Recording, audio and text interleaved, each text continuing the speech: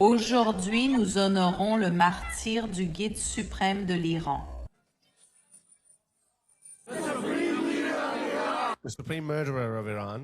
En élevant ces enfants, futurs soldats du Mahdi, nous savons ce que nous faisons. Le Mahdi est leur Messie. Ils croient que le Mahdi va venir, qu'il va briser la croix, qu'il va rendre le porc illégal, les musulmans sont obsédés par le porc, et ensuite il va établir l'ordre d'Allah, l'islam dans le monde entier. Très bien, les gens. Je commence à perdre le compte du nombre d'imams américains, d'accord ? Pas seulement des musulmans américains ordinaires qui soutiennent les ennemis de l'Amérique. Non, leur nombre se compte en millions, d'accord ? Pratiquement un musulman américain sur deux veut que l'Amérique perde parce qu'il considère l'Amérique comme une puissance impérialiste. Les gars, il faut que je vous parle de quelque chose de très sérieux, et c'est ceci, brûler le drapeau américain. Wallahi, c'est un spectacle magnifique, mais ce n'est pas suffisant. Nous devons détruire tous les systèmes capitalistes et impérialistes qui existent. Nous devons réduire en cendres le gouvernement américain, alias Organisation terroriste mondiale. Nous ne pouvons plus permettre aux pires, aux plus violentes, mauvaises et répugnantes personnes de nous diriger, car elles vont continuer à faire de ce monde un cauchemar éveillé pour tout le monde. Alors, continuez à brûler ce drapeau américain immonde, taché de sang, génocidaire et pourri qui a été créé par des propriétaires d'esclaves. Je m'en fiche, mais faites aussi votre part pour démanteler les systèmes responsables de ces atrocités dans le monde. Merci, vive la Palestine libre. Ce sont des civils, ils peuvent se fondre dans la foule. Mais les imams américains, je ne sais pas combien j'en ai déjà diffusé rien qu'en 2026 qui encouragent ouvertement les ennemis de l'Amérique. Je vais continuer à faire cela pour vous, comme je le faisais pour la Grande-Bretagne. Je sais aussi que le peuple britannique se réveille. Je sais que le peuple américain se réveille aussi. Mais pour mobiliser les gens, il faut continuer à faire cela encore et encore. Donc je vais vous montrer encore quelques vidéos, d'accord ? La fréquence de ces vidéos devient incontrôlable. Regardez celle-ci. Cet imam américain assis dans une mosquée d'Orlando est un érudit chiite. Écoutez ce qu'il a à dire. Il veut choisir le Wali al-Faqih en Iran. Cet homme est stupide et fou. Et il fait ça aussi en anglais, parce qu'il veut que les Américains écoutent tant. L'Amérique a développé la liberté d'expression pour que les Américains puissent critiquer leur gouvernement. D'accord, c'était le but de la liberté d'expression. Le but de la liberté d'expression n'était pas que vous puissiez détruire l'Amérique de l'intérieur. Ces gens ne sont pas loyaux envers l'Amérique. D'accord, ces gens ne sont pas des exemples en matière de droits de l'homme. Ces gens ont un agenda qui est la suprématie islamique dans le monde entier.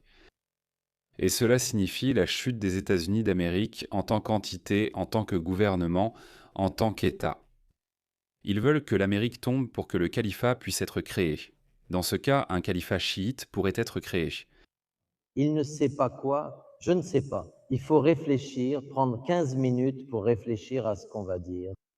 Oui, parce que tu es tellement stupide. Il est en guerre avec ton pays. Il dit que je veux avoir mon mot à dire dans le choix du prochain dirigeant. C'est exactement ce que chaque faction en guerre fait à travers toute l'histoire de l'humanité. C'est ce qui se passe. Si tu pouvais faire tomber l'Amérique, ce que tu essaies de faire, qu'est-ce que tu ferais ?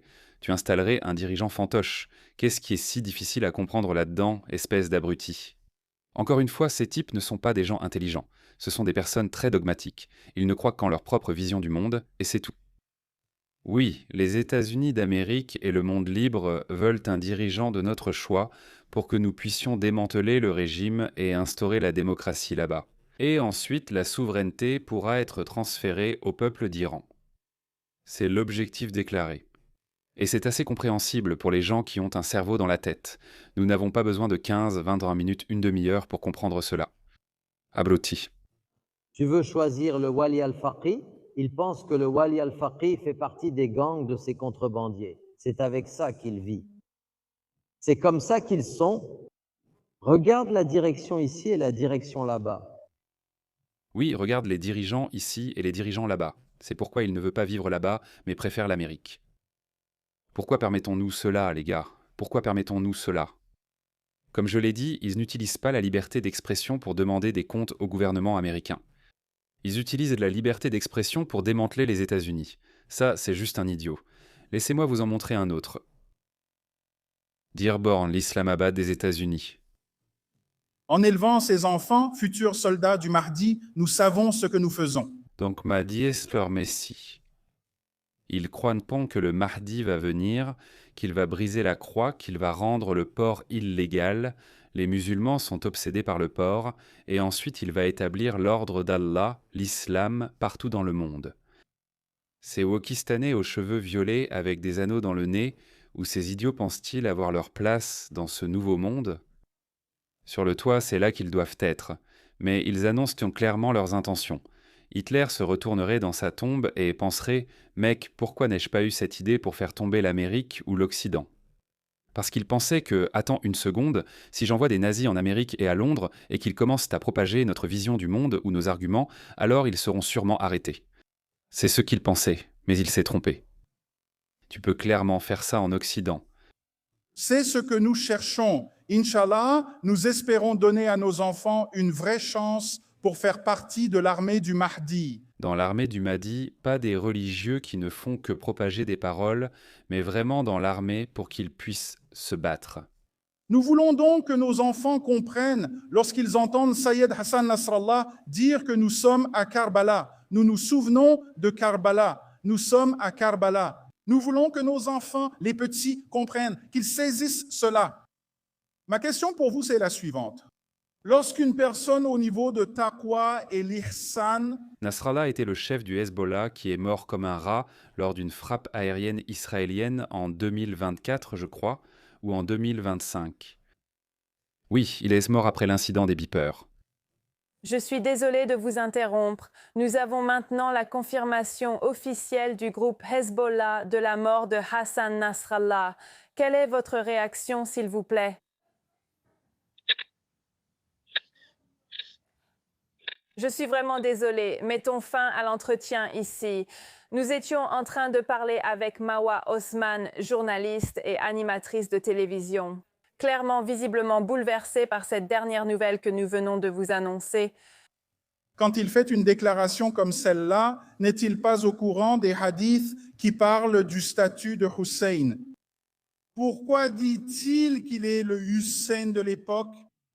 Hussein était-il une personne aussi mauvaise? Khamenei a tué 30 000 concitoyens pour garder le pouvoir. Et à la fin, il est mort comme un rat à cause de mauvaises informations de Tucker Carlson. De toute façon, ces types sont cinglés. Le but n'est pas de propager leurs idées. Le but est de vous montrer combien de ces imams américains existent ici. Regardez, c'est un montage de ces vidéos. La vidéo dure 13 minutes, je ne vais pas tout vous montrer. Regardez ça, ils sont tous en train de pleurer Khamenei. Ils prient tous pour la mort de l'Amérique. Et ils sont tous en Amérique. 1. J'ai fait une vidéo sur lui. 2, 3, 4. J'ai aussi fait une vidéo sur lui. 5. Oh, il pleure. 6, 7, 8, 9. Dix. Dix, ça fait 10. Regarde ça, c'est à New York, ouais. Où est-ce? Laisse-moi passer la dernière. Aujourd'hui, on y est arrivé? Tu vois, il s'est couvert le visage parce qu'il pense aussi qu'à un moment donné, ils vont sûrement venir l'arrêter. Mais on ne les arrête pas. Ils se grattent littéralement la tête. Ils se demandent qu'est-ce qui se passe. Et ils continuent de repousser les limites et ils continuent de réussir. Même en temps de guerre, nous n'arrêtons pas ces gens. Combien de personnes ont pleuré la mort de Hitler en 1945 à New York, à Londres? Combien de personnes? Honorant le martyr